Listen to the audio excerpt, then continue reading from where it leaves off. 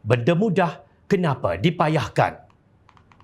Ego dan keangkuhan tidak pernah sesekali menjanjikan kebaikan. Sebaliknya, kesombonganlah yang membawa manusia terjerumus ke lembah kehancuran dan kebinasaan. Selepas lebih setahun, Perikatan Nasional PN enggan berbincang dengan kerajaan mengenai peruntukan kepada pembangkang, Datuk Seri Hamzah Zainuddin akhirnya dilaporkan telah bertemu dengan Timbalan Perdana Menteri untuk memohon peruntukan wakil rakyat blok itu. Selaku Ketua Pembangkang, Hamzah dilaporkan hadir dengan Datuk Seri Taqiyuddin Hassan dan Datuk Seri Dr. Ronick Kiande untuk membincangkan isu peruntukan terbabit. Perkara tersebut disahkan Timbalan Perdana Menteri Datuk Seri Fadilah Yusof yang memberitahu pemimpin PN sudah berjumpa dengannya di Parlimen pada 19 Mac lalu. Sesudah itu katanya Kerajaan Perpaduan akan mengadakan mesyuarat peringkat Majlis Pimpinan Tertinggi Sekretariat Kerajaan Perpaduan pada Rabu ini bagi membincangkan isu pengagihan peruntukan kepada ahli Parlimen Pembangkang. Saya tanya apa kemahuan mereka. Hamzah kata mereka mahu peruntukan dan apa sahaja syarat itu terserah kepada kerajaan. Saya maklumkan kepada mereka perkara itu akan dibawa ke perbincangan di peringkat Majlis Perpaduan Kerajaan Madani, Majlis Pimpinan Tertinggi Sekretariat Kerajaan Perpaduan untuk mengemukakan apa yang dihasratkan oleh mereka. Katanya dipetik Berita Harian.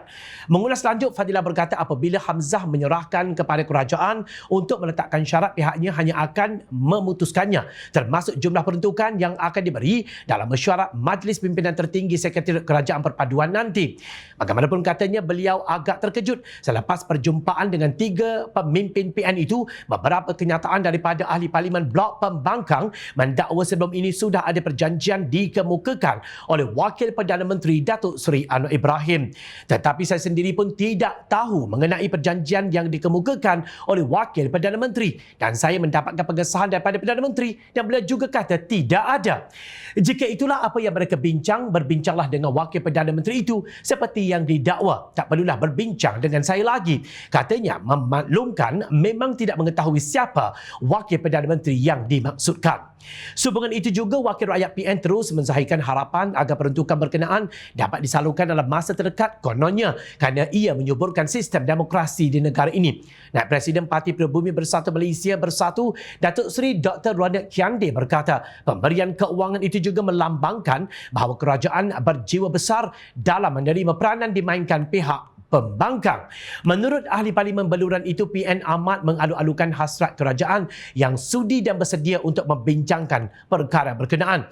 Kerajaan ini kukuh dengan 2/3 majoriti dan ia sudah semestinya tidak akan mengubah kedudukan tapi menyuburkan lagi sistem demokrasi. Kami bersedia untuk memain peranan sebagai pembangkang kerana kerajaan memerlukan kami untuk proses semak dan imbang, katanya. Dia berkata demikian mengulas laporan media bahawa tuntutan peruntukan oleh Wakil Rakyat Pembangkang bakal dibincangkan dalam mesyuarat Majlis Pimpinan Tertinggi Sekretariat Kerajaan Perpaduan. Bukankah mudah jika keegoan dan kesombongan yang sebelum ini dipertahankan ditolak ke tepi lebih awal dan mengadakan perbincangan dengan cara yang penuh bijaksana seperti ini demi rakyat? Perlu diingat bahawa ketika Pakatan Harapan menjadi pembangkang ketika dahulu, Datuk Seri Anwar Ibrahim membuang segala kesombongan beliau sebagai pembangkang demi kebajikan rakyat dan kemajuan negara. Maka terbentuklah MOU bersama Perdana Menteri ketika itu, Datuk Seri Ismail Sabri Yaakob. Benda mudah kenapa hendak dipayahkan? Jika benar apa yang dikatakan Dr. Ronick Kiande bahawa mereka bersedia untuk memainkan peranan sebagai pembangkang dalam proses semak dan imbang selepas ini, rakyat menerimanya dengan hati yang sangat senang. Justru tunaikanlah janji itu dengan semangat yang suci dan ikhlas demi negara dan juga rakyat. Berhentilah menjadi duri dalam daging, berhentilah menjadi tuba yang sentiasa meracuni dan membunuh kesejahteraan negara. Sudah tiba masanya kalian mendidik generasi muda menjadi lebih rasional, berhenti mencemuh dan menghasut dengan pelbagai fitnah dan naratif yang menjahanamkan. Juga berhentilah menunggang sesuatu isu demi kepentingan peribadi sehingga membinasakan anak bangsa. Ingat, rakyat sentiasa memerhati.